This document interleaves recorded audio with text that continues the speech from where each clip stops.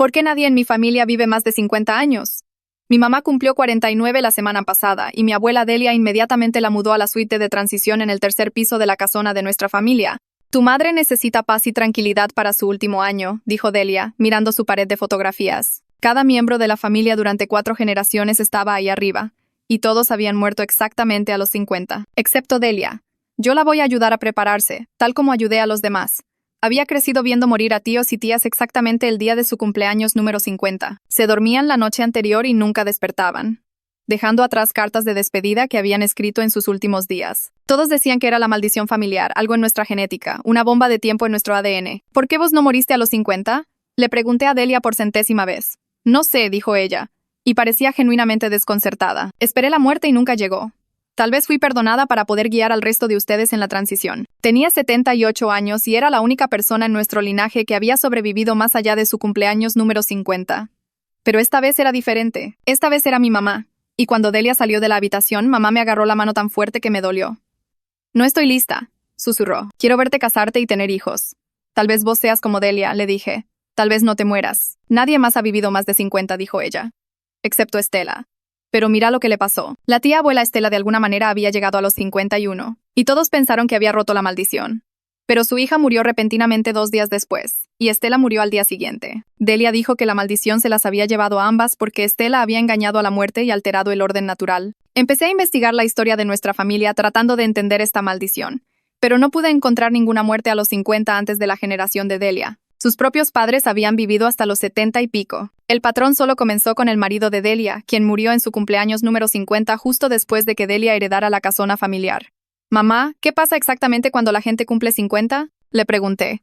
«Simplemente mueren», dijo ella. «Se duermen y no despiertan. Delia dice que es pacífico». «¿Pero cómo lo sabe?» pregunté. «Ella estuvo con cada uno de ellos al final», dijo mamá. «Es la única lo suficientemente fuerte para verlo pasar». Me metí en el estudio de Delia una noche para leer las cartas de despedida que guardaba archivadas. Todas tenían diferentes caligrafías, pero algo no cerraba.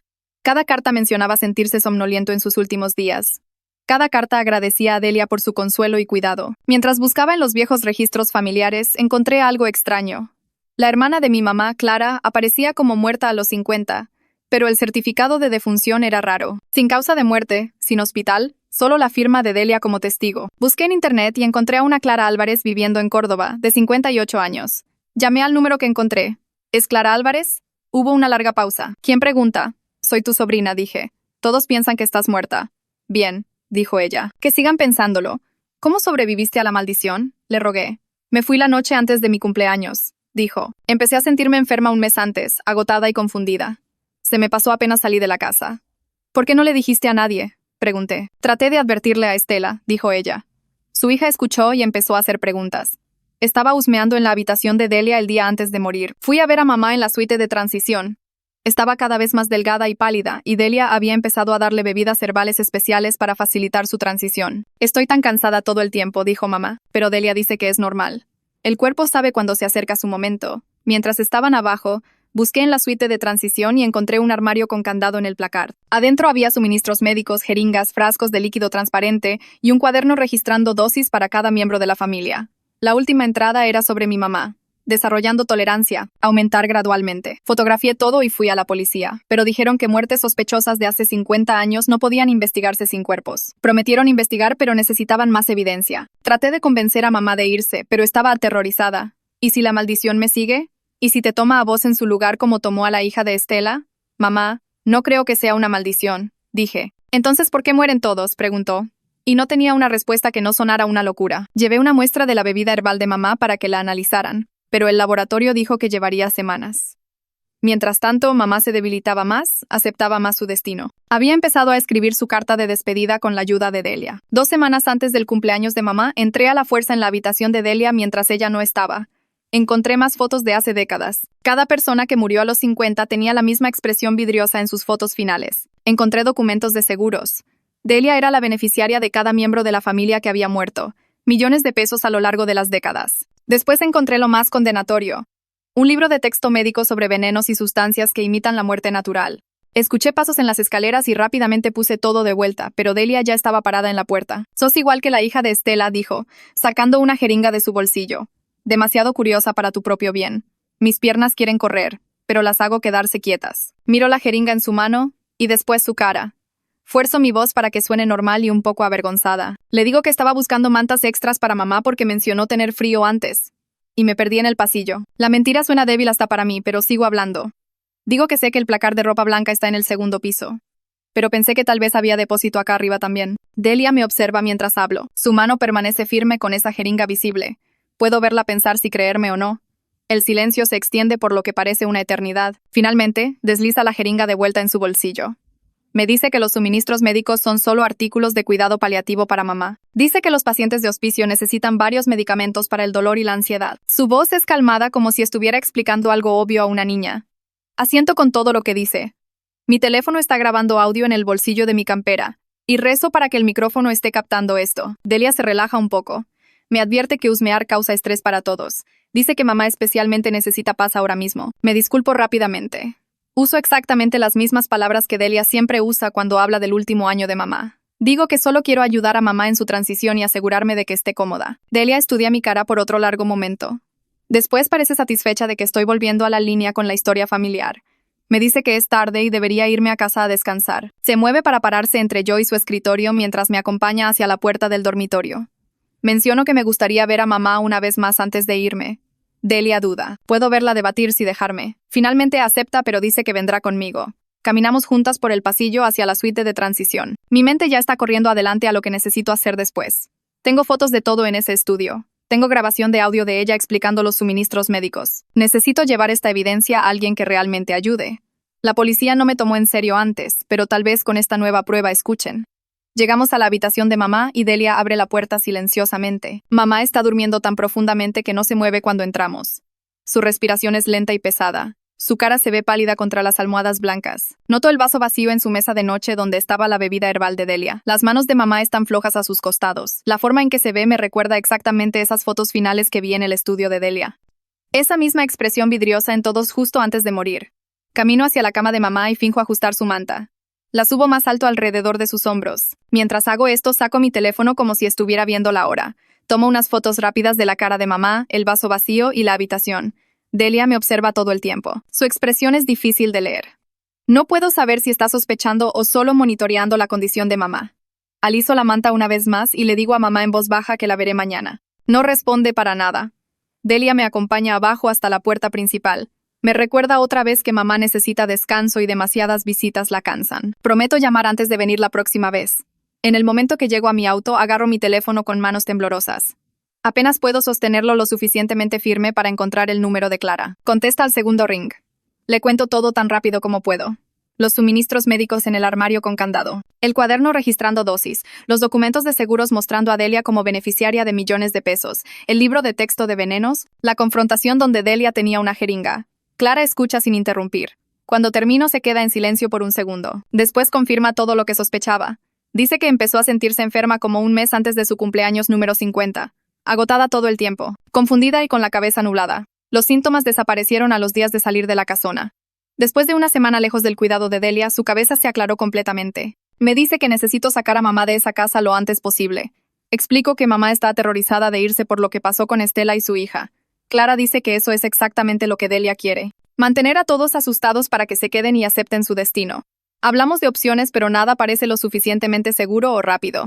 El cumpleaños de mamá es en solo 2 semanas. Manejo a una cafetería abierta toda la noche y me estaciono en su playa. Son las 3 de la mañana, pero estoy demasiado alterada para dormir.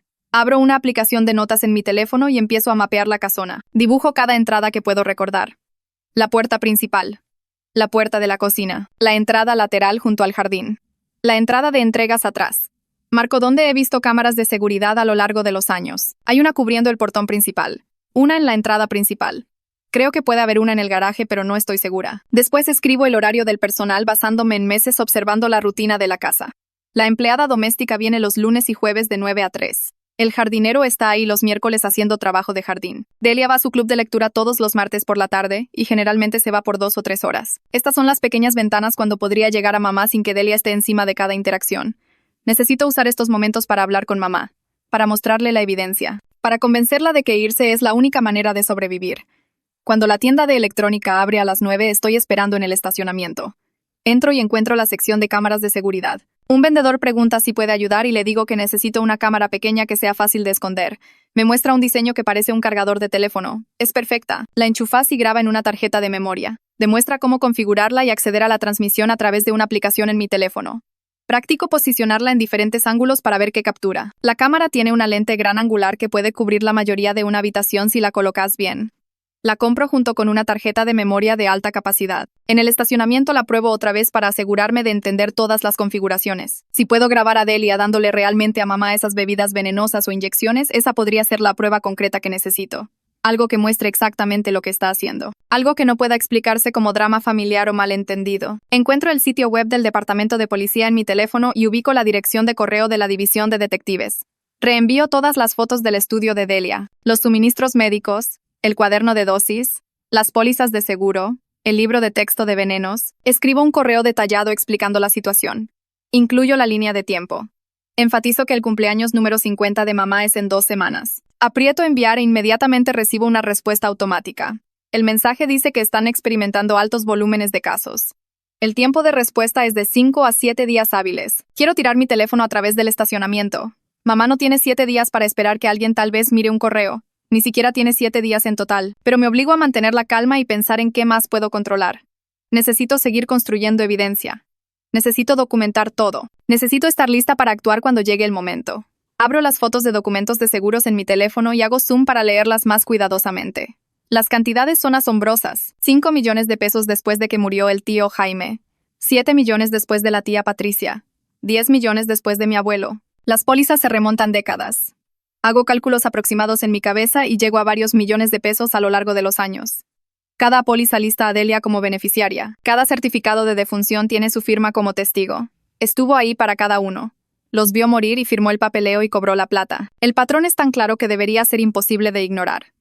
Pero aparentemente todos lo ignoraron durante años porque nadie cuestionó la historia de la maldición familiar. Nadie pensó en investigar porque Delia era la respetada matriarca familiar que cuidaba a todos tan devotamente durante sus últimos días. Esa tarde regreso a la casona con la cámara oculta en mi cartera.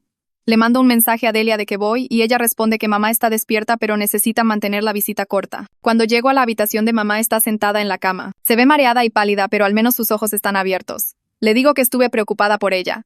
Digo que estuve investigando nuestra historia familiar y algunas cosas no cierran. Estoy tratando de evaluar cuánto puedo decir sin asustarla para que le cuente todo a Delia. Mamá aprieta mi mano débilmente. Dice que aceptó su destino. Me dice que luchar contra la maldición solo empeora las cosas. Menciona a Estela y cómo tratar de engañar a la muerte hizo que mataran tanto a ella como a su hija. Tengo que morderme fuerte la lengua para no gritar. Quiero decirle que no hay maldición. Quiero mostrarle toda la evidencia.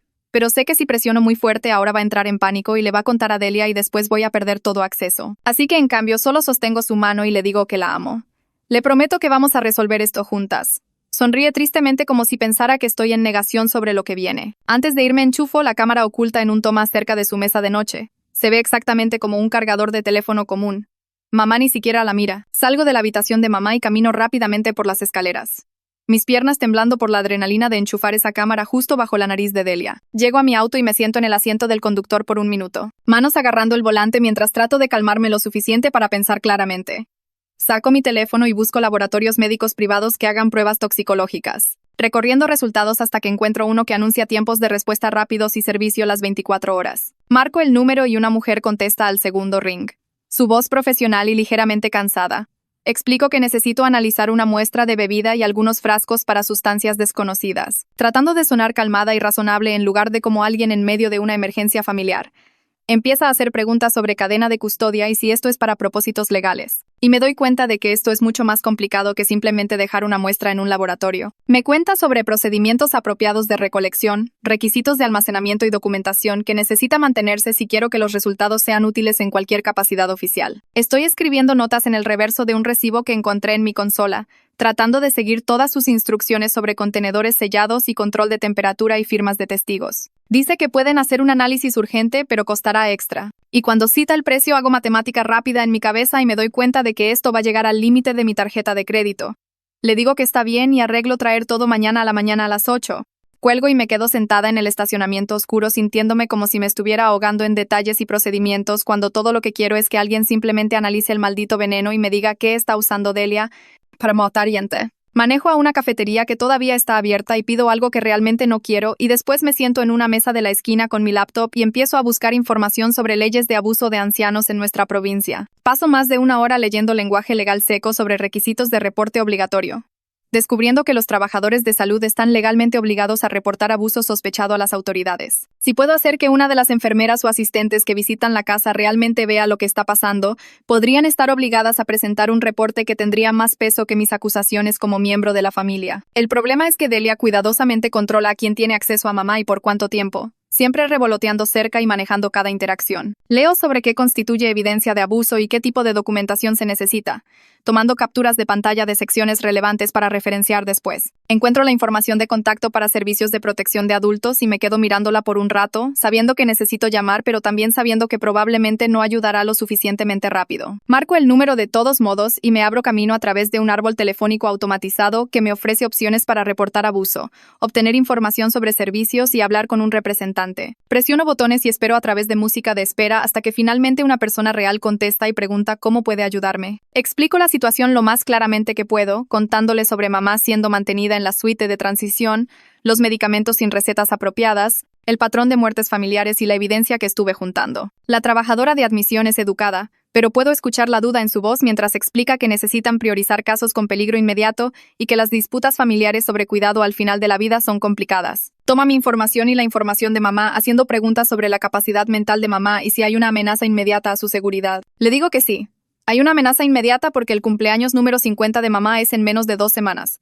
Pero puedo decir que piensa que estoy exagerando o atrapada en drama familiar. Dice que alguien hará seguimiento dentro de una semana para evaluar la situación y quiero gritar que mamá no tiene una semana para esperar que alguien tal vez programe una visita. Le agradezco y cuelgo, agregando esto a mi lista mental de demoras burocráticas inútiles mientras mamá se debilita cada día. Vuelvo a la casona esa tarde y me dejo entrar con mi llave, yendo directamente al tercer piso para ver a mamá. Cuando llego a su habitación noto inmediatamente que hay nuevos candados en el armario donde Delia guarda los suministros médicos, pequeños candados de combinación que no estaban ahí esta mañana. Delia está sentada en la silla junto a la cama de mamá y levanta la vista cuando entro.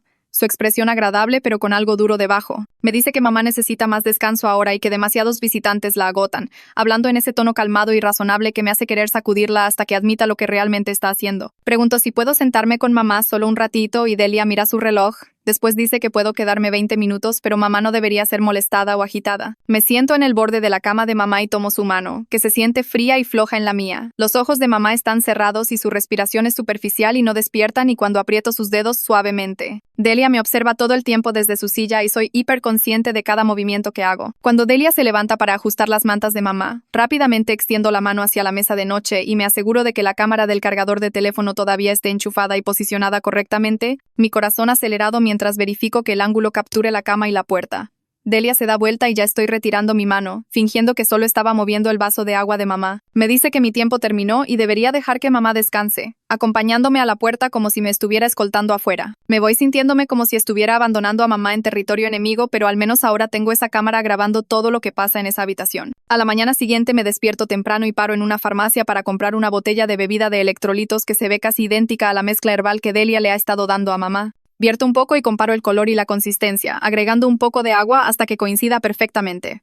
Pongo la botella en mi bolso junto con un contenedor de muestra limpio y manejo a la casona, llegando antes de que Delia generalmente comience su rutina matutina con mamá. Me dejo entrar y subo, encontrando a mamá todavía dormida y la habitación vacía. Puedo escuchar a Delia moviéndose abajo, probablemente haciendo el desayuno o tomando su propio café. Me muevo rápidamente hacia la mesa de noche donde Delia guarda el lote actual de bebida herbal en una botella de vidrio, mis manos temblando tan mal que casi la tiro. Desenrosco la tapa y cuidadosamente vierto la mezcla en mi contenedor de muestra, viendo el líquido marrón espeso fluir y tratando de no pensar en cuánto de esto mamá ya ha consumido. Sello el contenedor de muestra y lo meto en mi bolso. Después vierto la bebida de electrolitos en la botella de vidrio y vuelvo a enroscar la tapa. Estoy limpiando unas gotas que derramé cuando escucho pasos en las escaleras y apenas tengo tiempo de meter la botella de la farmacia en mi bolso y alejarme de la mesa de noche antes de que Delia entre. Me mira con las cejas levantadas y pregunta qué estoy haciendo acá tan temprano y le digo que no pude dormir y quería ver a mamá antes del trabajo. Acepta esto y se mueve hacia la cabecera de mamá y me obligo a irme antes de que pueda sospechar por qué estoy demorándome. Esa tarde vuelvo a visitar y mamá parece más alerta de lo que ha estado en días,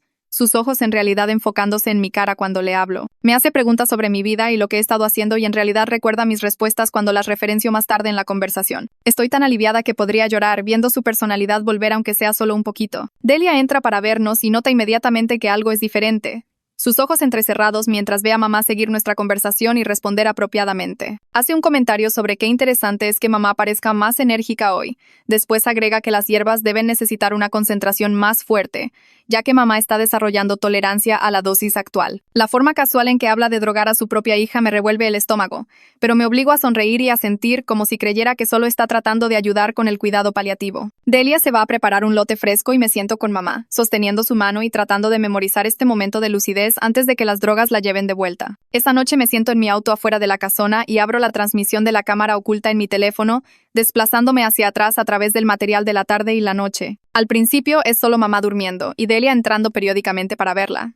Nada inusual o sospechoso. Después, alrededor de las 11 de la noche, veo a Delia entrar a la habitación con algo pequeño en su mano y hago zoom tanto como la aplicación permite. Se acerca a la cabecera de mamá y puedo ver que es una jeringa, pequeña y llena de líquido transparente. El ángulo no es perfecto porque la cámara está posicionada en la mesa de noche, pero el material claramente muestra a Delia inyectando algo en la línea cuarto de mamá mientras mamá duerme. Lo hace rápida y eficientemente, como si lo hubiera hecho 1000 veces antes. Después desecha la jeringa en su bolsillo y sale de la habitación. Lo miro 3 veces más para asegurarme de que estoy viendo lo que creo que estoy viendo, después guardo el archivo de video en mi teléfono e inmediatamente subo copias a mi correo, un servicio de almacenamiento en la nube y un pendrive que guardo en mi guantera. Esta podría ser la evidencia más importante que capture nunca, prueba de que Delia está administrando activamente sustancias a mamá sin su conocimiento o consentimiento. A la mañana siguiente tengo una cita con un abogado que se especializa en ley de ancianos, alguien que encontré a través de una búsqueda en línea de abogados que manejan casos de tutela. Traigo mi laptop con algunas de las fotos y videos que y explico la situación mientras él toma notas en un blog legal. Pregunto sobre tutela de emergencia para alejar a mamá de Delia y escucha cuidadosamente, pero su expresión me dice que esto no va a ser tan simple como esperaba. Explica que los casos de tutela son complejos y lentos, especialmente cuando la presunta abusadora también es un miembro de la familia con décadas de historia de cuidado y sin quejas previas. Las cortes son reacias a remover a alguien de su hogar y cuidador principal sin evidencia sustancial y debido proceso, lo que puede llevar meses. Sugiere que me enfoque en hacer que las fuerzas del orden se involucren primero, ya que los cargos criminales me darían opciones más inmediatas para proteger a mamá a través de órdenes de restricción o remoción de emergencia. Me da algo de papeleo sobre presentar para tutela de todos modos, solo para empezar el proceso. Pero es honesto de que no va a pasar lo suficientemente rápido para ayudar a mamá antes de su cumpleaños. Antes de irme, escribe un nombre en su tarjeta de presentación, diciéndome que debería hablar con Andrés Corbetta, quien es un abogado de sucesiones que ha trabajado con nuestra familia durante años. Dice que Corbetta podría tener información sobre las pólizas de seguro y arreglos financieros que podrían ser relevantes para mi caso. Llamo a la oficina de Corbetta desde el estacionamiento, y su secretaria me pasa después de que explico que soy la nieta de Delia y necesito discutir algunos asuntos de sucesión. Corbetta acepta verme esa tarde, y manejo a través de la ciudad a su oficina, que está en uno de esos edificios viejos con paneles de madera oscura y muebles caros. Cuando me llevan a su oficina, Corbetta es educado pero distante, haciendo un gesto para que me siente en una de las sillas de cuero frente a su escritorio. Empiezo a explicar mis preocupaciones sobre las pólizas de seguro y el patrón de muertes, y su expresión va de profesional a fría. Me dice que toda la planificación patrimonial fue hecha apropiadamente, y que los miembros de la familia a menudo se enojan por decisiones al final de la vida cuando las emociones están a flor de piel. Dice que todo fue revisado por múltiples abogados y ejecutado según estándares legales,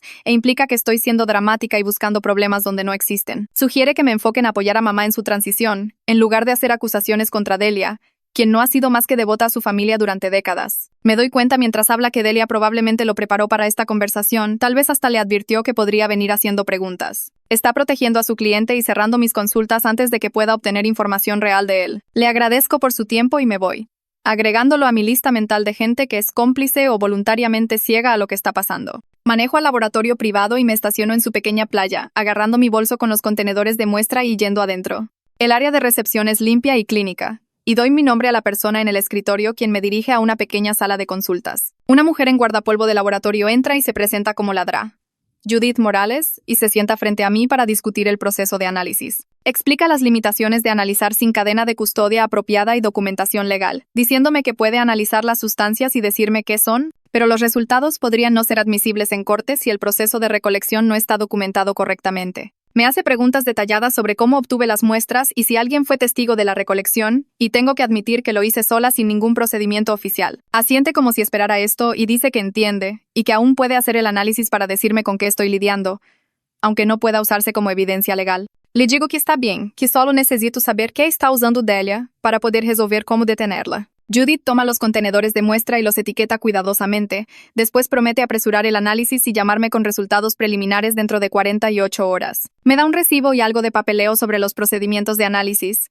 Y me voy sintiéndome como que finalmente estoy haciendo algún tipo de progreso, aunque sea más lento de lo que necesito. Manejo de vuelta a la casona esa tarde con una pequeña grabadora de audio que compré en una tienda de electrónicos, del tipo diseñado para verse como un cargador USB común. Me estaciono en la calle y camino hasta la casa, verificando que el auto de Delia todavía esté en la entrada antes de dejarme entrar por la entrada lateral. Mamá está durmiendo cuando llego a su habitación en el tercer piso, su respiración superficial y su cara pálida contra las almohadas blancas. Me muevo rápidamente a la pared donde una foto enmarcada de nuestra familia cuelga cerca de su cama, cuidadosamente levantándola de su gancho y posicionando la grabadora detrás antes de colgarla de vuelta. El dispositivo es lo suficientemente pequeño que desaparece completamente detrás del marco, y pruebo el ángulo para asegurarme de que captará voces desde cualquier lugar de la habitación. Lo enciendo y verifico mi teléfono para confirmar que está grabando. Después ajusto la manta de mamá y me voy antes de que Delia vuelva del mandado que sea que la sacó de la casa. Cada pieza de evidencia que junto se siente importante, pero también no suficiente por sí sola, como si estuviera armando un rompecabezas donde necesito cada pieza antes de que alguien crea lo que la imagen muestra. Tengo miedo de que me esté quedando sin tiempo para reunir todo lo que necesito antes de que llegue el cumpleaños de mamá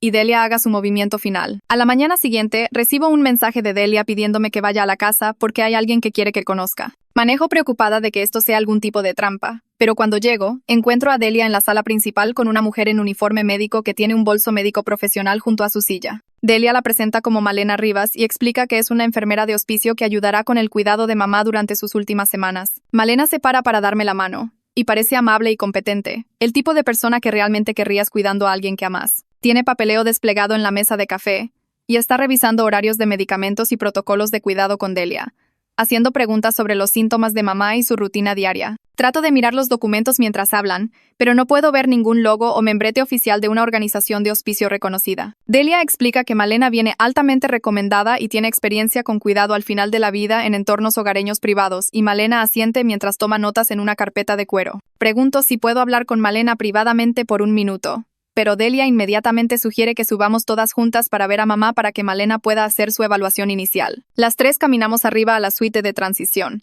y veo a Malena examinar a mamá con eficiencia gentil, verificando sus signos vitales y haciéndole preguntas simples que mamá contesta de manera somnolienta y confundida. Delia se queda en la habitación todo el tiempo, parada cerca de la puerta y ofreciendo explicaciones sobre el horario de medicamentos de mamá y necesidades dietarias especiales. Todo lo que Delia dice suena cuidadoso y razonable, pero sospecho de cada palabra porque sé lo que realmente está pasando acá. Espero cerca de las escaleras después de la evaluación, esperando atrapar a Malena sola, y finalmente tengo mi oportunidad cuando Delia baja a contestar el timbre. Sigo a Malena al pasillo y le pregunto directamente sobre los medicamentos que mamá está tomando y si realmente vio las recetas de un médico real. Malena deja de caminar y se da vuelta para mirarme, y puedo verla pensando cuidadosamente sobre cómo contestar. Admite que la documentación parece un poco inusual comparada con lo que normalmente trabaja, pero explica que todo le fue presentado como aprobado por el médico de mamá y que las familias a menudo manejan el cuidado al final de la vida de maneras privadas que no siguen protocolos hospitalarios estándar. Observo su cara mientras habla, y puedo ver duda en sus ojos incluso mientras defiende la situación,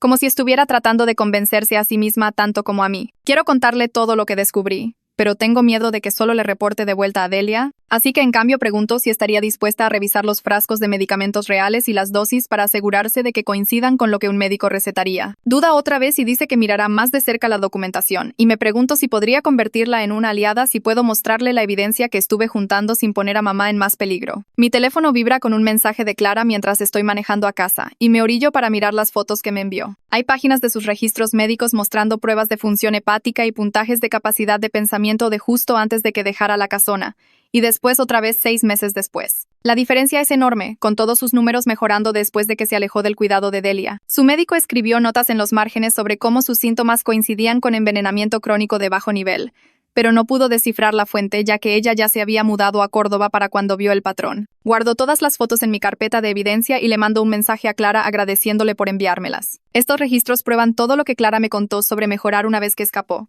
y muestran un patrón médico claro que apoya mi teoría de que la maldición es en realidad asesinato. Los agrego a mi archivo creciente de documentación que incluye fotos de los suministros médicos de Delia, las pólizas de seguro, el material de la cámara oculta, y ahora pronto los resultados del laboratorio de las muestras de bebida. Esa noche verifico la transmisión de la cámara oculta desde mi departamento y veo material de Delia entrando a la habitación de mamá alrededor de las 8 de la tarde. Se sienta en el borde de la cama de mamá y levanta el cuaderno donde mamá ha estado escribiendo su carta de despedida, la que Delia sugirió que empezara a trabajar hace semanas. Subo el volumen en mi laptop y escucho a Delia leyendo lo que mamá escribió hasta ahora, después sugiriendo frases específicas que mamá debería incluir. Le dice a mamá que escriba sobre estar agradecida por la guía de Delia y que diga que acepta su destino pacíficamente, en realidad dictando las palabras exactas que harán que la muerte de mamá se vea esperada y natural. La voz de mamá es débil y confundida mientras acepta agregar las frases que Delia quiere, y la veo levantar su lapicera con manos temblorosas para escribir lo que Delia le está diciendo que diga. Todo el asunto me enferma porque Delia está literalmente escribiendo el guión de la carta de despedida que será usada como evidencia de que mamá murió voluntariamente y sin sospecha.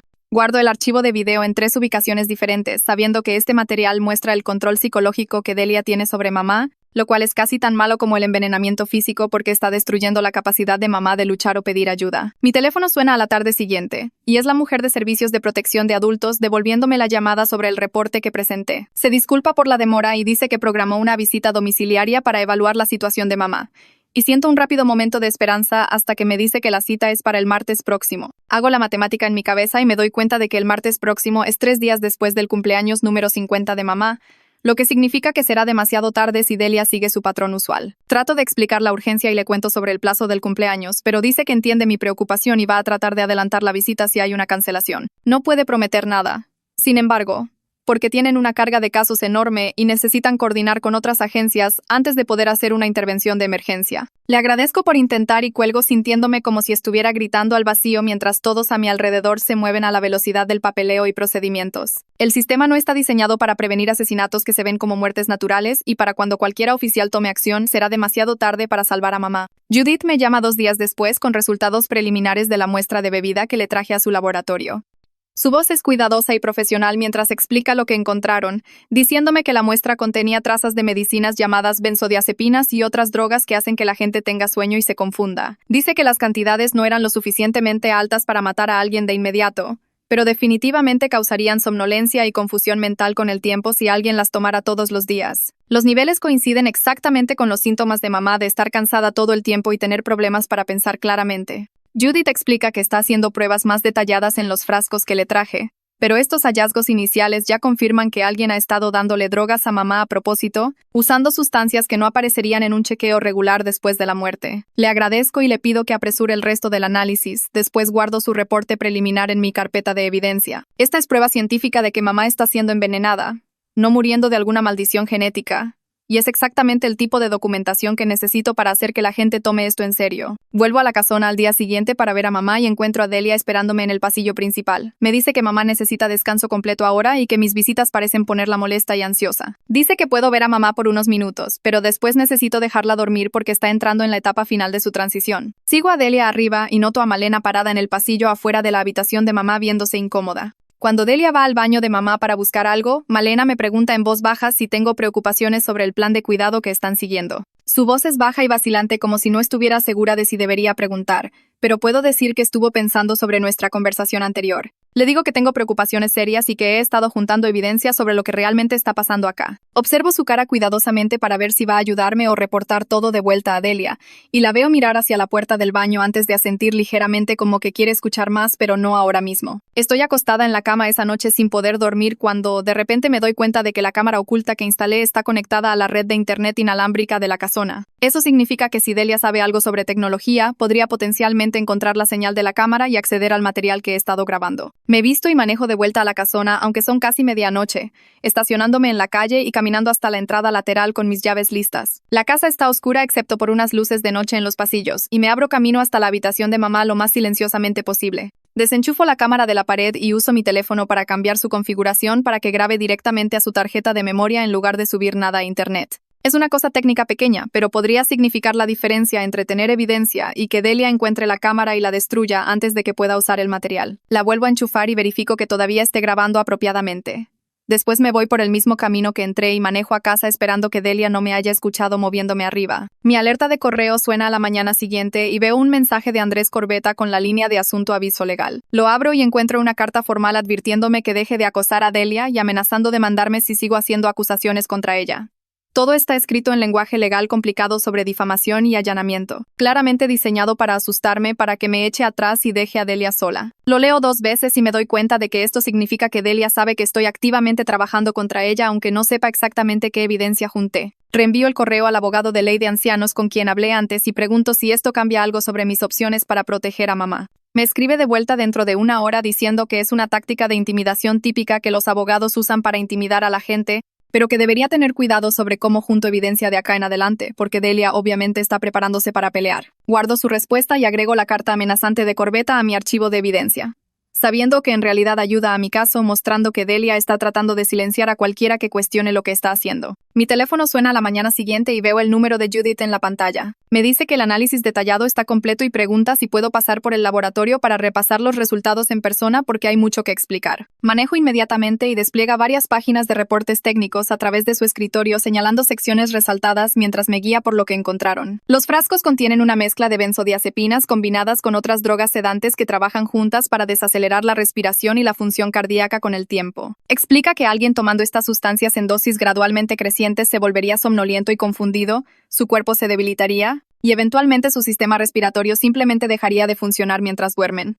El canal Requested Reds está en Spotify ahora. Revisa el link en la descripción o comentarios. La combinación está diseñada para verse como muerte natural, especialmente en alguien alrededor de los 50 que podría asumirse que tiene problemas de salud subyacentes que finalmente lo alcanzaron. Judy traza su dedo por los cálculos de dosis y me muestra cómo las cantidades en las muestras recientes de mamá coinciden exactamente con lo que se necesitaría para matar a alguien dentro de semanas si las dosis siguieran aumentando. Programa. Me siento enferma escuchando los detalles técnicos, pero también aliviada porque esta es prueba real que no puede descartarse como drama familiar o acusaciones paranoicas. Le agradezco a Judith y le pido que me envíe copias de todo. Después me siento en mi auto en el estacionamiento tratando de decidir qué hacer después. Abro el sitio web del departamento de policía en mi teléfono y encuentro el número sin emergencia esperando ser pasada de acá para allá o que me digan que presente un reporte en línea. La operadora contesta y pido hablar con un detective sobre un potencial caso de asesinato serial tratando de sonar calmada y racional en lugar de como alguien haciendo acusaciones salvajes sobre su abuela. Me pone en espera por lo que parece una eternidad, después me transfiere a un detective llamado Ramos que contesta y me pide que explique la situación. Le cuento todo empezando con la maldición familiar y trabajando a través de toda la evidencia que junté, las pólizas de seguro, los suministros médicos, el escape y recuperación de Clara, los resultados del laboratorio mostrando veneno en las bebidas de mamá. Escucha sin interrumpir y sigo esperando que me corte o me diga que esto suena una locura, pero en cambio hace preguntas específicas sobre línea de tiempo y documentación. Quiere saber exactamente cuántos días hasta el cumpleaños de mamá, si tengo las muestras originales o solo reportes de laboratorio, si hay evidencia en video de Delia administrando las sustancias. Contestó cada pregunta y me doy cuenta de que está en realidad tomando esto en serio, tratándolo como una investigación real en lugar de una disputa familiar. Pregunta si puedo reunirme con él esta tarde para repasar toda la evidencia en persona y acepto inmediatamente, dándole la dirección de una cafetería cerca de mi departamento. El detective Ramos aparece justo a tiempo y despliego todo lo que junté en la mesa entre nosotros. Fotos de los suministros médicos y cuadernos de dosis, capturas de pantalla de los documentos de seguro, copias de los reportes de laboratorio, el material de video de la cámara oculta mostrando a Delia con jeringas. Repasa cada pieza cuidadosamente, haciendo preguntas sobre cómo obtuve las cosas y si alguien más tiene copias. Es honesto sobre los desafíos que estamos enfrentando con este caso, señalando que la mayoría de las muertes pasaron hace años o hasta décadas, que Delia es un miembro respetado de la comunidad que nunca estuvo en problemas, y que algo de mi evidencia podría tener problemas con cómo fue recolectada. Pero también dice que lo que le mostré es suficiente para justificar abrir una investigación y explica que el caso más fuerte va a requerir atrapar a Delia, en realidad dándole a mamá el veneno con documentación clara de la condición de mamá inmediatamente después. Quiere video que muestre a Delia administrando sustancias.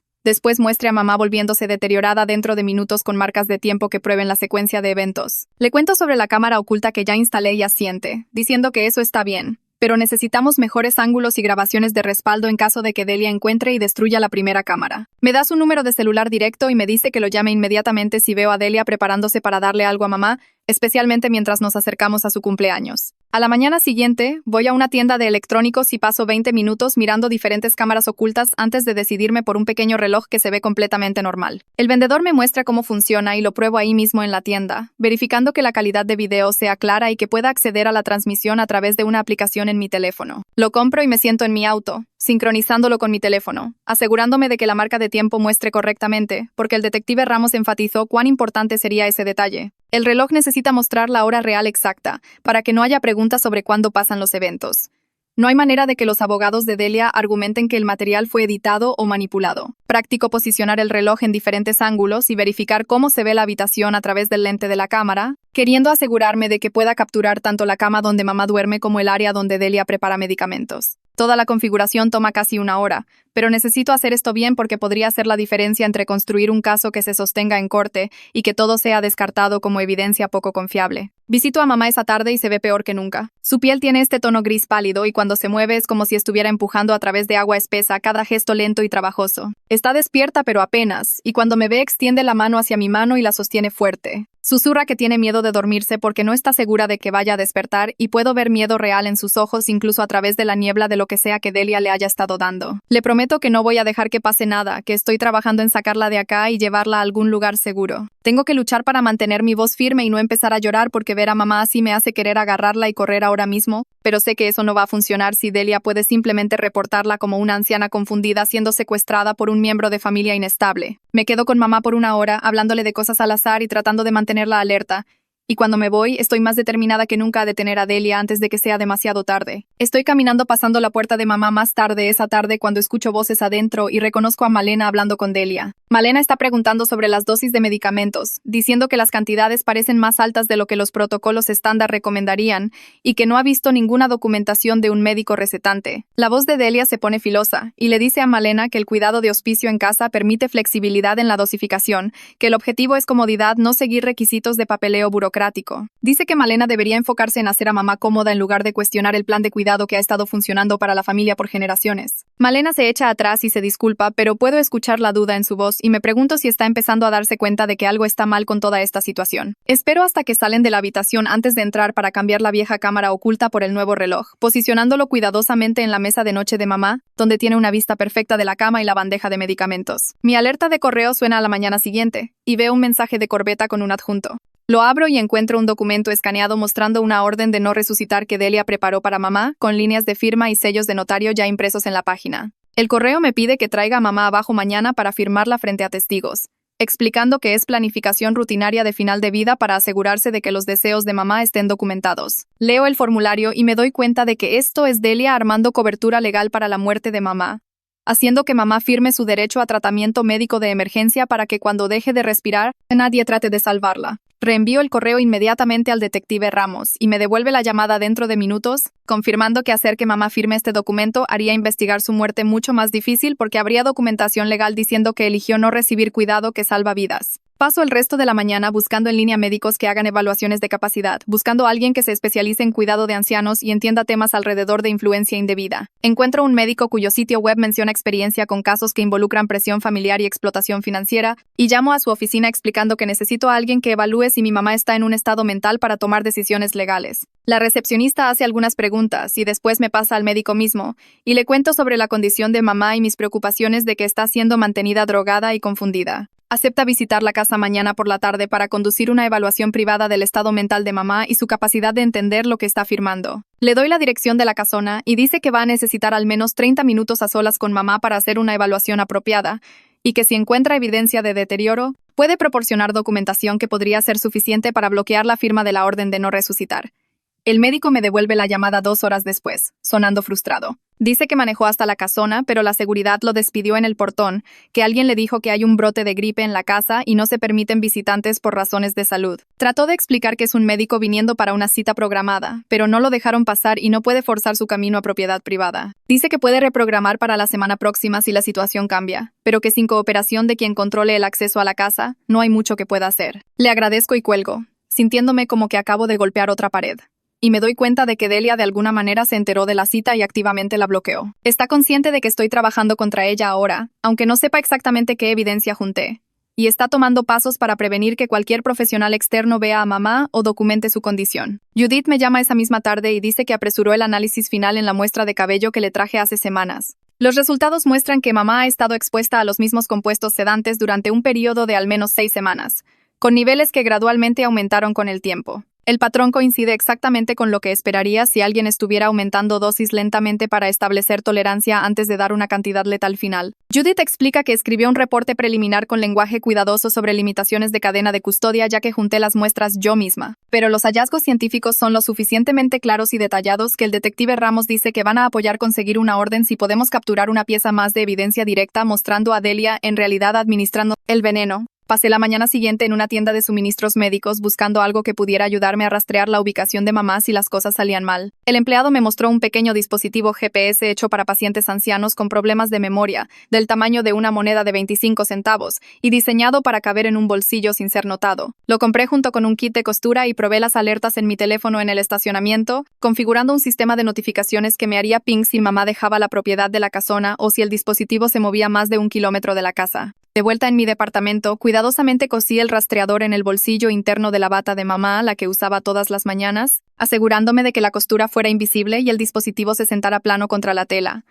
Se sentía paranoico estar rastreando a mi propia madre como si fuera un riesgo de fuga, pero Delia controlaba cada aspecto del acceso a la casa. Y necesitaba alguna manera de saber dónde estaba mamá si Delia trataba de moverla, o si pasaba algo de lo que no me enteraba. Probé la geocerca una vez más antes de ir a la casona, mirando mi teléfono iluminarse con una alerta mientras manejaba pasando el límite de la propiedad. La cámara de reloj que había escondido en la mesa de noche de mamá había estado grabando durante 2 días seguidos y verificaba el material cada pocas horas desde mi teléfono, avanzando rápido a través de las partes aburridas donde mamá dormía o Delia se sentaba leyendo. Después, exactamente a las 11 de la mañana, vi a Delia entrar a la habitación con una pequeña jeringa en su mano, claramente visible en el cuadro mientras se acercaba a la línea cuarto de mamá. Inyectó algo en el puerto y pude ver el momento exacto en la marca de tiempo. Después los ojos de mamá se pusieron pesados dentro de minutos, y sus palabras se volvieron lentas y confundidas mientras Delia le hacía preguntas sobre la carta de despedida. El material era perfecto. La cara de Delia era clara, la jeringa era obvia, y el estado en declive de mamá estaba documentado con marcas de tiempo que coincidían exactamente. Llamé al detective Ramos inmediatamente mientras guardaba 3 copias de respaldo del archivo de video, y lo vio remotamente a través de un enlace seguro que le envié. Confirmó que esta era exactamente la evidencia directa que necesitaba para seguir adelante con conseguir una orden,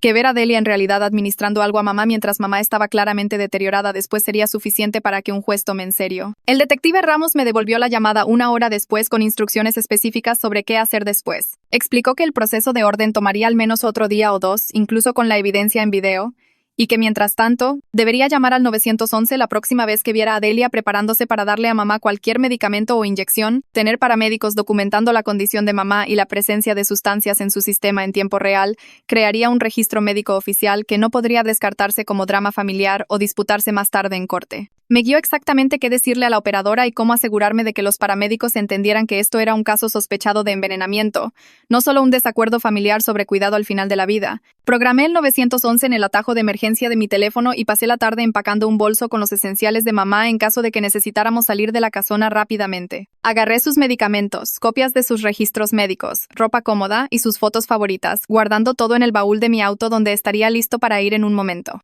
Llegué a la casona esa tarde para encontrar a Delia en la habitación de mamá con corbeta sentado en el pequeño escritorio, el papeleo de la orden de no resucitar desplegado frente a ellos. Mamá estaba apoyada en la cama viéndose pálida y confundida, y Delia estaba señalando líneas de firma mientras Corbeta preparaba su sello de notario. Entré con mi teléfono ya grabando video e interrumpí, diciendo claramente que mamá no estaba en ningún estado para tomar decisiones legales y que estaba documentando todo pasando en esta habitación. La cara de Delia se puso fría y me dijo que me fuera inmediatamente, que esto no era asunto mío y estaba molestando a mamá durante un momento importante. Pero Corbeta se veía incómodo mientras miraba la expresión vidriosa de mamá y la forma en que su mano temblaba cuando trataba de sostener la lapicera. Sugirió que reprogramaran la firma para un momento cuando hubiera menos conflicto familiar usando lenguaje cuidadoso de abogado que le daba una salida sin acusar directamente a nadie de nada malo. Era una pequeña victoria, pero la tomaría. Cualquier cosa que retrasara a mamá firmando su derecho a tratamiento médico de emergencia nos compraba más tiempo. Malena me encontró en el pasillo a la mañana siguiente y me llevó a una habitación vacía,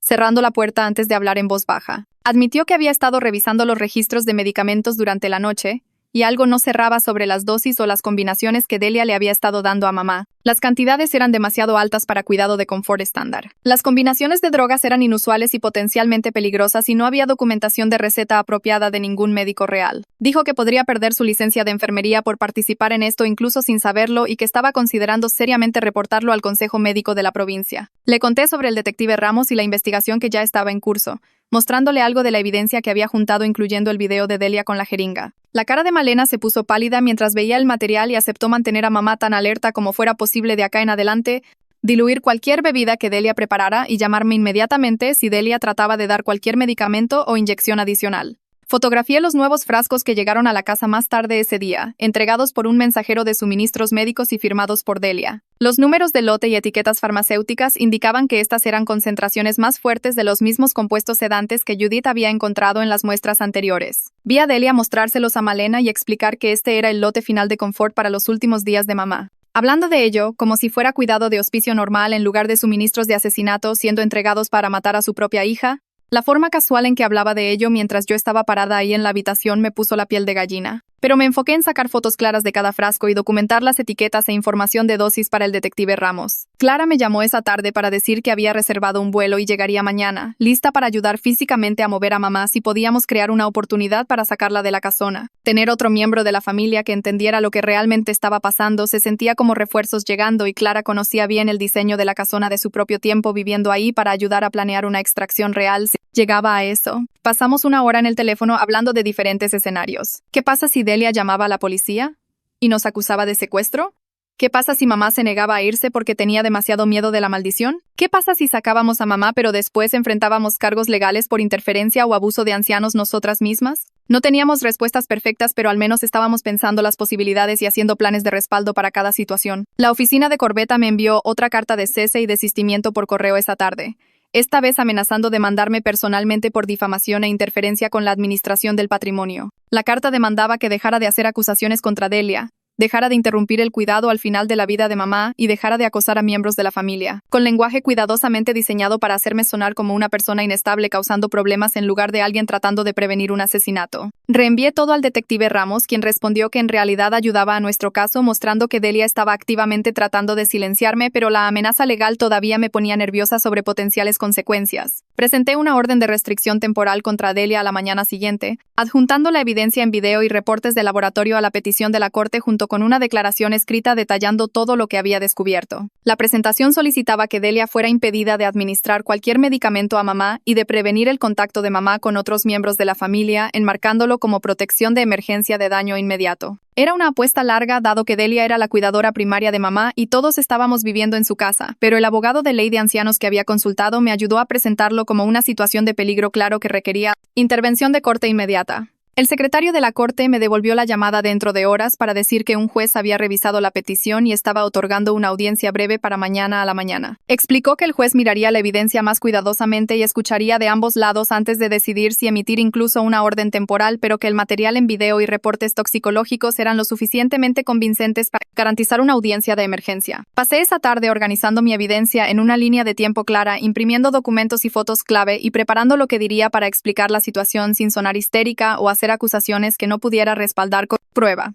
El cumpleaños de mamá era en 3 días, y esta audiencia se sentía como nuestra última oportunidad real de conseguir protección legal en su lugar antes de que Delia hiciera su movimiento final. Esa noche mi teléfono se iluminó con un mensaje de Malena a las 10:15, y cuando lo abrí mis manos empezaron a temblar tan fuerte que casi tiro el teléfono. El mensaje decía que Delia estaba preparando una dosis final de confort para mamá esta noche, la noche antes de su cumpleaños número 50. Para ayudarla a dormir pacíficamente a través de su último día. Adjunto había una foto de una jeringa llena de líquido transparente sentada en una bandeja plateada junto a 3 frascos pequeños, todo desplegado como instrumentos quirúrgicos listos para usar. El mensaje de Malena continuaba que no podía ser parte de esto más, que esto cruzaba cada línea y que iba a tratar de retrasar a Delia tanto como fuera posible. Llamé al detective Ramos inmediatamente y contestó al segundo ring. Su voz alerta a pesar de la hora tarde. Le conté sobre el mensaje de Malena y le envié la foto y estuvo en silencio por un momento antes de hablar. Dijo que llamara al 911 en el momento exacto que Delia entrara a la habitación de mamá con esa jeringa, que necesitábamos paramédicos ahí para documentar todo en tiempo real. Que atraparla en el acto con testigos y evaluación médica inmediata era nuestro mejor tiro. Un correo de Judith llegó 20 minutos después con la línea de asunto marcada urgente. Y cuando lo abrí encontré un reporte formal escrito adjunto como PDF. El documento tenía 12 páginas de largo con lenguaje técnico y gráficos, cuidadosamente notando las limitaciones de cadena de custodia, pero detallando exactamente qué sustancias fueron encontradas en cada muestra que proporcioné. El reporte explicaba cómo la combinación de drogas causaría sedación progresiva y depresión respiratoria, acumulándose en el sistema a lo largo de semanas hasta que una dosis final más grande detendría la respiración completamente. Notaba que la muerte parecería completamente natural sin análisis toxicológico específico, buscando estos compuestos exactos, y que el patrón de dosificación sugería escalada deliberada hacia un punto final letal. El lenguaje científico era denso pero claro. El tipo de documento que cargaba peso en procedimientos de corte. Y lo agregué a mi archivo de evidencias sabiendo que esto podría ser la fundación que hiciera todo lo demás creíble.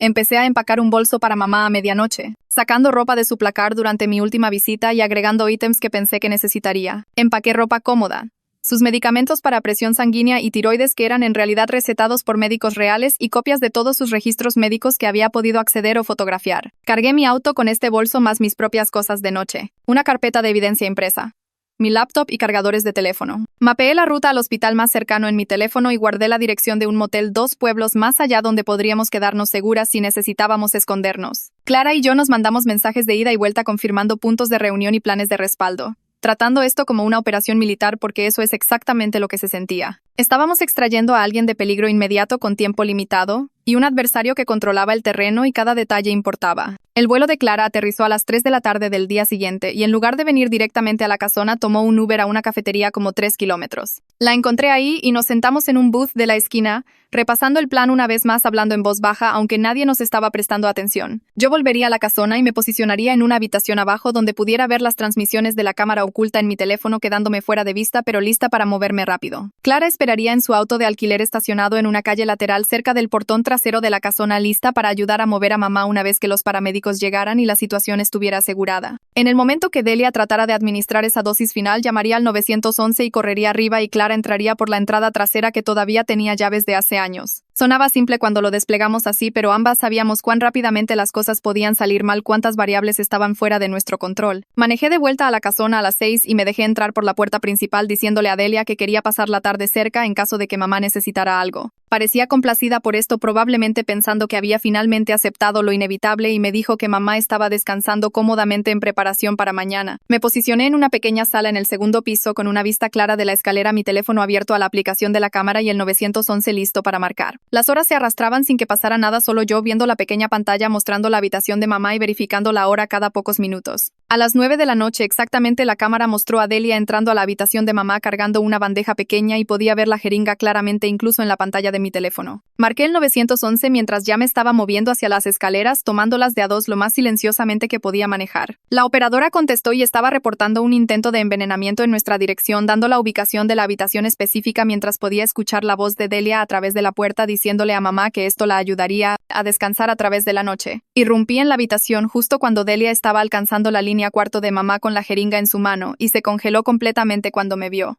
Su cara mostró shock primero, después su expresión cambió a algo frío y calculado mientras se daba cuenta de lo que estaba pasando, que había estado mirando y esperando exactamente este momento. Me posicioné entre Delia y la cama de mamá sosteniendo mi teléfono arriba para grabar todo mientras la operadora del 911 todavía estaba en la línea haciendo preguntas. Delia empezó a retroceder hacia la puerta mientras decía que esto era todo un malentendido, que yo estaba histérica y no entendía el cuidado al final de la vida que mamá había consentido a medidas de confort. Clara apareció en la puerta justo entonces, ligeramente sin aliento de correr por la entrada trasera, y su presencia pareció sacudir la compostura de Delia todavía más. Malena vino corriendo por las escaleras del primer piso donde había estado esperando y cuando vio la jeringa todavía en la mano de Delia y el estado somnoliento confundido de mamá, se movió a la bandeja de medicamentos y juntó todos los frascos. Malena dijo que estos necesitaban ser analizados y documentados apropiadamente, que los estaba asegurando como evidencia, y sostuvo los frascos contra su pecho como si estuviera protegiendo algo precioso. Los paramédicos llegaron dentro de 8 minutos según la marca de tiempo en mi grabación de teléfono, sus radios crepitando mientras subían las escaleras con bolsos de equipo. Malena entregó los frascos inmediatamente y empezó a explicar los síntomas de mamá y el horario de medicamentos que había estado documentando su voz profesional a pesar del estrés obvio. Detalló las dosis y timing y sustancias, notando que nada coincidía con protocolos de hospicio estándar y que no había recetas apropiadas. Los paramédicos evaluaron a mamá y verificaron sus signos vitales, notando su estado mental alterado y la historia de medicamentos preocupante que Malena describió. Determinaron que necesitaba evaluación hospitalaria inmediata, dadas las sustancias involucradas y su condición, y empezaron a prepararla para transporte. Mamá estaba confundida y seguía preguntando qué estaba pasando, y sostuve su mano mientras la cargaban en la camilla diciéndole que iba a algún lugar seguro. Me subí a la ambulancia con mamá mientras Clara se quedaba atrás en la casona, su trabajo ahora asegurarse de que Delia no destruyera ninguna evidencia y dejar entrar al detective Ramos a la casa cuando llegara.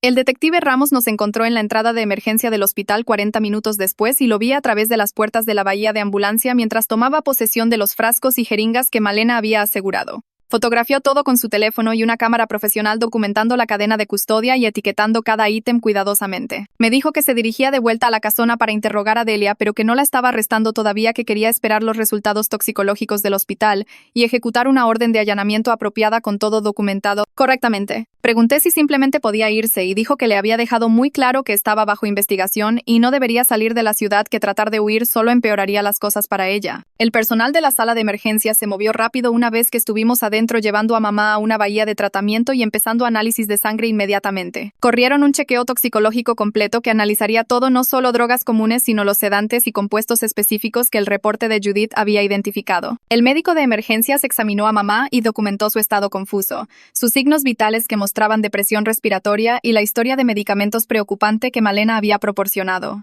Ordenó fluidos intravenosos y monitoreo, creando un registro médico oficial que apoyaba todo lo que había estado afirmando durante semanas. Los resultados de los análisis volvieron 2 horas después, mostrando múltiples sedantes en el sistema de mamá en niveles que eran demasiado altos para cualquier tratamiento médico legítimo, coincidiendo exactamente con las sustancias de reporte de Judith. Mamá fue admitida para observación y tratamiento, movida a una habitación de hospital regular con equipo de monitoreo y enfermeras verificándola cada hora. Por primera vez en semanas estaba en un lugar donde Delia no podía accederla, donde cada medicamento era recetado por médicos reales y documentado en registros oficiales. La audiencia de la orden de restricción pasó por videollamada desde el hospital a la mañana siguiente, conmigo apareciendo en una laptop que la trabajadora social trajo a la habitación de mamá. Presenté toda la evidencia que había juntado a lo largo de las últimas semanas, reproduciendo los clips de video y compartiendo los reportes de laboratorio y documentación hospitalaria. El juez revisó todo cuidadosamente, haciendo preguntas sobre la línea de tiempo y los hallazgos médicos, claramente tomando la situación en serio. Otorgó una orden temporal prohibiendo a Delia de cualquier contacto con mamá y de entrar al hospital o acercarse a menos de 500 metros de la habitación de mamá, la protección legal que desesperadamente necesitábamos. No era una condena criminal, pero era reconocimiento oficial de la corte de que mamá estaba en peligro, y pude ver el alivio en la cara de mamá, incluso a través de su confusión continua de las drogas todavía saliendo de su sistema. A la mañana siguiente, la oficina de Corbetta llamó al detective Ramos y dijo que se retiraban de representar a Delia. La paralegal que llamó explicó que la firma de Corbetta toma el abuso de ancianos muy en serio y no tenían conocimiento de ninguna actividad criminal. Dijo que proporcionarían copias de todos los documentos de sucesión y pólizas de seguro para ayudar con la investigación. El detective Ramos me llamó justo después para decir que esto era un gran avance porque ahora podía acceder a décadas de registros financieros sin pelear batallas legales. Explicó que Corbetta probablemente estaba tratando de protegerse a sí mismo y a su firma de estar conectados a los crímenes de Delia. La cooperación significaba que Ramos podía rastrear cada pago de seguro y mostrar el patrón completo de cómo Delia había estado cobrando dinero después de cada muerte familiar. Me sentí aliviada de que al menos una persona que había estado ayudando a Delia ahora se estaba echando atrás y dándonos lo que necesitábamos. 2 días después, Servicios de Protección de Adultos finalmente apareció para hacer su investigación. La investigadora era una mujer en sus 50 quien me entrevistó primero. Después a Clara, después a Malena y finalmente al personal del hospital que había estado tratando a mamá. Tomó notas detalladas y revisó toda la evidencia que había juntado a lo largo de las últimas semanas. Miró las fotos de los suministros médicos, los reportes de laboratorio, la documentación hospitalaria y los videos de las cámaras ocultas. Después de pasar la mayor parte del día juntando información, me dijo que estaba abriendo un caso formal. Dijo que el patrón de muertes en la familia, combinado con el beneficio financiero que Delia recibió de cada una, era extremadamente preocupante. Explicó que APS trabajaría con las fuerzas del orden para investigar si otros miembros de la familia que murieron podrían haber sido víctimas del mismo esquema. La investigadora era profesional y meticulosa, pero pude ver el shock en su cara cuando se dio cuenta de cuánta gente había muerto y cuánto tiempo había estado pasando esto. Esa misma tarde, Malena se reunió con el detective Ramos en la estación de policía para dar una declaración escrita. Trajo todos los registros de medicamentos que había mantenido durante su tiempo trabajando para Delia. La declaración detallaba cada instrucción de dosificación inusual y cada vez que Delia la había presionado para mantener silencio sobre problemas con la documentación. Malena admitió en la declaración que debería haber reportado sus preocupaciones antes, pero que Delia daba miedo trabajar para ella y necesitaba el trabajo. Explicó cómo las combinaciones de medicamentos estaban mal y cómo las cantidades eran demasiado altas para cuidado de confort legítimo. Su declaración coincidía con todo lo que yo había estado diciendo y agregaba contexto médico profesional que hacía el caso mucho más fuerte. Ramos me dijo después que tener a una trabajadora de salud confirmar los problemas de medicamentos era enorme para construir el caso. Sabía que presentarse podría costarle a Malena su carrera de enfermería, pero lo hizo de todos modos porque era lo correcto. 3 días después del cumpleaños de mamá, Judith llamó con su reporte toxicológico final completo. El reporte listaba cada sustancia encontrada en todas las muestras que había recolectado y explicaba exactamente cómo trabajaban juntas. Describió cómo la combinación específica lentamente detendría a alguien de respirar normalmente y haría que su corazón trabajara menos y menos menos con el tiempo. El reporte decía que esta mezcla particular de drogas causaría muerte que se vería completamente natural a menos que alguien específicamente analizara estas sustancias exactas. Explicaba cómo alguien simplemente parecería dormirse y no despertar, lo cual era exactamente lo que le había pasado a cada miembro de la familia a los 50. Judith había incluido referencias científicas y estudios médicos para respaldar sus hallazgos. El detective Ramos me llamó después de recibir el reporte y dijo que esta era la prueba científica que convertía acusaciones familiares en evidencia documentada de un método real de asesinato. Dijo que el fiscal ahora tenía todo lo necesario para mostrar que Delia había estado usando una técnica específica para matar gente mientras hacía que se viera como muerte natural. La orden de allanamiento fue ejecutada en la casona 3 días después de que mamá cumplió 50. El detective Ramos apareció temprano en la mañana con un equipo de gente del departamento de policía y el laboratorio criminalístico. Tenían una orden de un juez para allanar toda la casa y recolectar cualquier evidencia relacionada con las muertes. Vi desde mi auto estacionado en la calle mientras sacaban cajas y cajas de cosas. Fotografiaron todo en el lugar antes de moverlo. Tomaron todos los suministros médicos de la suite de transición y la habitación de mamá. Recolectaron los cuadernos con horarios de dosis que se remontaban años y años.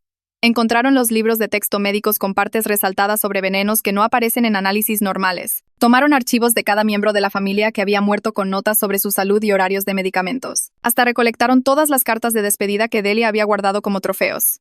El allanamiento tomó la mayor parte del día y para cuando terminaron habían llenado una camioneta policial con evidencia. Delia fue arrestada ahí mismo en la casona y acusada de intento de asesinato por lo que trató de hacerle a mamá. El detective me dijo que el fiscal ya estaba mirando cargos adicionales mientras investigaban todas las muertes históricas. Ver a Delia ser esposada y llevada se sintió irreal después de semanas de ella estando en control completo de todo. 2 días después, Delia salió bajo fianza. Usó plata del patrimonio para pagar la fianza y contrató un equipo completo de abogados defensores penales caros. Las noticias locales levantaron la historia, pero solo tenían información básica sobre una investigación de muertes sospechosas en una familia prominente. Miembros de familia extendida que apenas conocía empezaron a llamar y mandar mensajes preguntando qué estaba pasando. Algunos de ellos insistían que Delia nunca lastimaría a nadie y decían que estaba inventando cosas porque quería la herencia de mamá. Otros admitieron que siempre pensaron que la historia de la maldición era rara y que algo se sentía mal sobre cómo todos morían. La familia se dividió en 2 grupos discutiendo en redes sociales y en llamadas telefónicas y mensajes de texto. Gente que creía que Delia era inocente empezó a atacarme en línea y decir que era una nieta desagradecida tratando de destruir a una mujer respetada. Gente que me creía compartía sus propias sospechas sobre muertes familiares que habían presenciado. Lo que debería haber sido un caso claro de justicia se convirtió en drama familiar desordenado desarrollándose donde todos podían verlo. Dejé de leer los mensajes y comentarios porque estaban empeorando todo. Durante la semana siguiente, la condición de mamá mejoró mientras las drogas finalmente salían de su sistema. El hospital la conectó con un médico que trabaja con personas mayores que han sido manipuladas y abusadas. El psiquiatra pasó horas hablando con mamá sobre lo que Delia le había hecho durante el último año. Explicó que mamá había recibido drogas que arruinaron su pensamiento e hicieron imposible que entendiera lo que realmente estaba pasando. El psiquiatra dijo que Delia había usado una mezcla de químicos que afectaron el cerebro de mamá y presión psicológica que hizo que luchar se sintiera imposible. Mamá lloró cuando se dio cuenta de cuán cerca estuvo de morir y cuán completamente Delia había controlado lo que pensaba y sentía. Seguía diciendo que no podía creer que su propia madre había estado planeando matarla por plata. Me senté con mamá a través de los peores momentos cuando el dolor y la bronca la golpeaban más fuerte. El psiquiatra dijo que le tomaría mucho tiempo a mamá procesar todo, pero que era fuerte y se recuperaría. La trabajadora social del hospital se reunió con nosotras para planear la salida de mamá del hospital. Dejó muy claro que mamá no podía volver a la casona mientras Delia tuviera acceso a ella. Hablamos sobre diferentes opciones de dónde mamá podría quedarse y cómo mantenerla segura a largo plazo. La trabajadora social planteó la posibilidad de vender la parte de mamá del patrimonio para pagar su propio lugar para vivir. Clara ofreció dejar que mamá viniera a quedarse con ella en Córdoba, donde estaría lejos de Delia y todo el drama familiar, pero mamá dijo que quería quedarse cerca mío porque yo era la que había salvado su vida y confiaba en mí para mantenerla segura. Empezamos a buscar casas de alquiler en la ciudad que tuvieran buenos sistemas de seguridad y sin conexión a Delia o la familia. La trabajadora social nos ayudó a hacer un plan de seguridad que incluía mantener el rastreador GPS activo y tener chequeos regulares con gente que conocía la situación. También nos conectó con recursos para víctimas de abuso de ancianos y nos dio información sobre grupos de apoyo. Justo en medio de planear todo, Corbeta envió un correo diciendo que las cuentas del patrimonio estaban siendo congeladas. El fiscal estaba yendo tras la plata porque venía de fraude de seguros. Esto significaba que mamá no podía acceder a su herencia para pagar un lugar para vivir o sus cuentas médicas. Toda la plata que debería haber sido suya estaba trabada en el caso legal. De repente no teníamos manera de pagar nada. Llegué al límite de mis tarjetas de crédito para cubrir el alquiler del primer mes de una casa pequeña que encontramos y para pagar las cuentas médicas que el seguro no cubría. La casa era diminuta comparada con la casona, pero tenía buenas cerraduras y un sistema de seguridad y estaba en un barrio donde nadie conocía a nuestra familia. Sabía que resolveríamos los problemas de plata después, pero ahora mismo mantener a mamá segura tenía que venir primero. Clara envió algo de plata para ayudar y dijo que seguiría ayudando tanto como necesitáramos. El estrés financiero agregó otra capa de preocupación encima de todo lo demás con lo que estábamos lidiando. Empecé a ver a un terapeuta para lidiar con todo lo que había pasado durante el último mes. El miedo de perder a mamá, la investigación, vigilar a Delia cada segundo y darme cuenta de cuán cerca estuvo todo de salir mal. El terapeuta me ayudó a entender que estar constantemente alerta y preocupada había sido necesario para mantener a mamá viva, pero que necesitaba aprender cuándo estaba bien relajarme ahora. Dijo que estaba mostrando signos de trauma del estrés y peligros sostenidos. Trabajamos en maneras de poner límites y reconocer que no podía controlar todo aunque quisiera proteger a mamá de cualquier amenaza posible. El terapeuta me enseñó ejercicios de respiración para cuando el pánico golpeara y maneras de distinguir entre peligro real y mi cerebro estando atascado en modo de alerta alta. Practiqué notar cuando estaba siendo razonablemente cuidadosa versus cuando estaba tan preocupada que estaba haciendo las cosas más difíciles. Me recordó que mamá estaba segura ahora y que había hecho todo bien para salvarla, pero que también necesitaba cuidarme para poder seguir ayudando a mamá en su recuperación. Encontramos una casa de alquiler pequeña 3 semanas después de que mamá dejó el hospital y pasé 2 días instalando cerrojos en cada puerta y cerraduras de ventana que en realidad funcionaban. La compañía de seguridad vino y configuró cámaras cubriendo todas las entradas y probé el rastreador GPS en el teléfono de mamá para asegurarme de que las alertas de geocerca estuvieran funcionando apropiadamente. Clara voló para ayudarnos a mudar las cosas de mamá del depósito y configuramos su dormitorio en el primer piso para que no tuviera que subir escaleras mientras todavía estaba recuperando su fuerza. Mamá estaba temblorosa esos primeros días saltando con cada sonido y verificando las cerraduras múltiples veces antes de acostarse, pero noté que sus manos estaban más firmes cuando hacía café en las mañanas y empezó a preguntar sobre volver a su club de lectura. Clara venía a visitar cada 3 semanas y configuramos un chat grupal donde nos comunicábamos cada mañana con un simple emoji de pulgar arriba solo para confirmar que todos estaban bien. El fiscal llamó 2 veces para actualizarnos sobre el caso contra Delia y dijo que estaban construyendo cargos relacionados con múltiples muertes, pero que tomaría meses repasar toda la evidencia. 2 meses después del cumpleaños número 50 de mamá, nos sentamos juntas en la mesa de la cocina en nuestra casita segura, comiendo comida para llevar, y mamá extendió la mano para apretar la mía. Dijo que estaba lista para en realidad empezar a vivir ahora en lugar de solo sobrevivir, y le creí porque podía ver el color de vuelta en su cara y la forma en que sonreía cuando hablaba de tal vez conseguir un perro o tomar una clase de pintura. La maldición que había colgado sobre nuestra familia durante décadas resultó ser la codicia de una mujer, y ambas estábamos vivas y libres de ella. Bueno, ahí está el gran final que nadie estaba esperando. Si todavía estás mirando, no puedo decir si sos leal o simplemente estás aburrido. De cualquier manera me siento halagada. Dale, suscríbete y mira hasta dónde llega este mal hábito.